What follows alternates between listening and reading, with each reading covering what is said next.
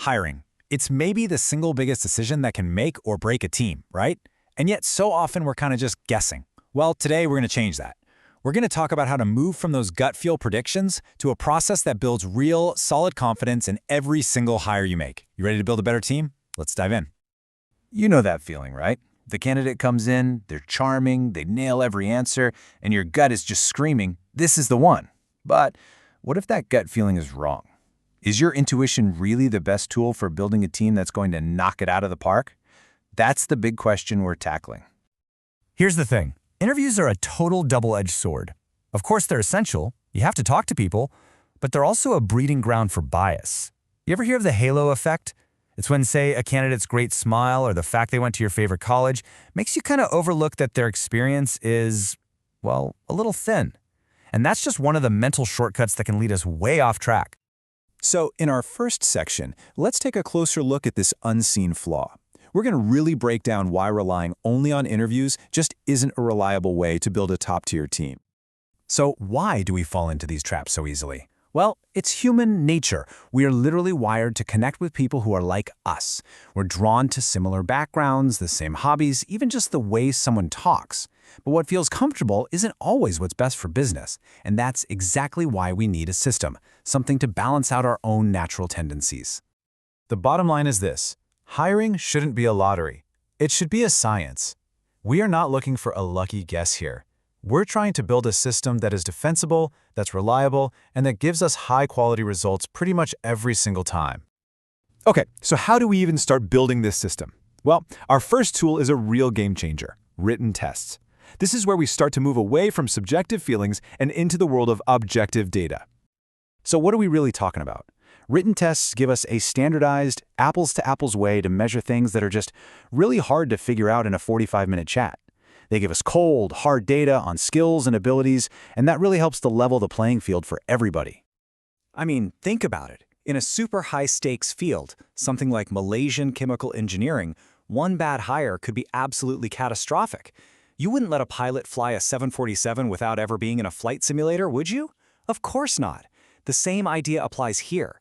These tests, they're like the flight simulator for the job. And the great thing is, there's a test for almost anything. From intelligence and aptitude tests to specific ability tests like coding challenges, you can measure a huge range of skills. Now, the key is to pick the right tests for the role you're hiring for, and to remember they're just one piece of the puzzle, not the whole picture.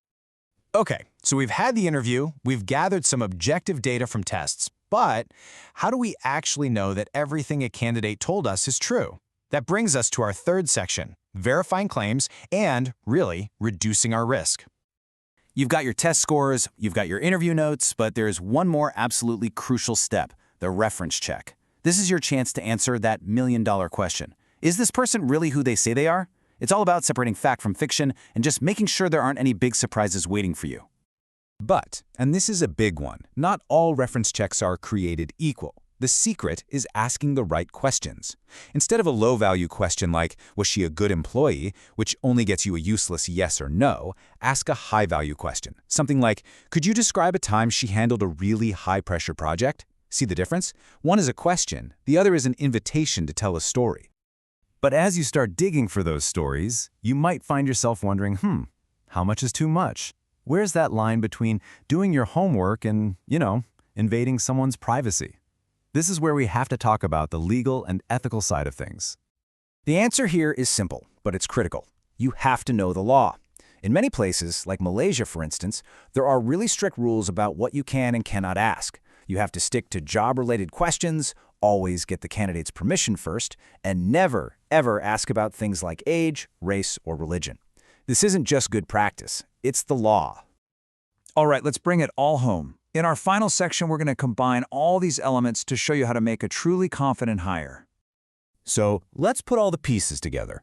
The path to a confident hire, it starts with a great, structured conversation. But it doesn't end there. Then we add that layer of objective data with our written tests.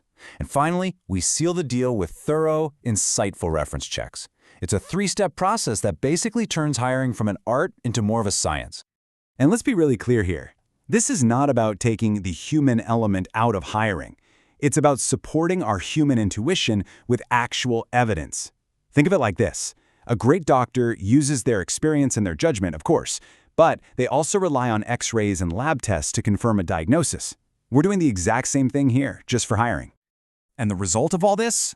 You're not just filling a role anymore. You're building a team of superstars. You're creating a culture of excellence. And it all starts with that one simple shift in mindset, moving from just a prediction to real confidence. So, as we wrap up, I'll just leave you with this one question. What's the one thing you're going to change about your hiring process after hearing this? Maybe you'll add a written test, or maybe you'll just start asking better reference questions. Whatever it is, I really encourage you to take that first step. Your future team will definitely thank you for it.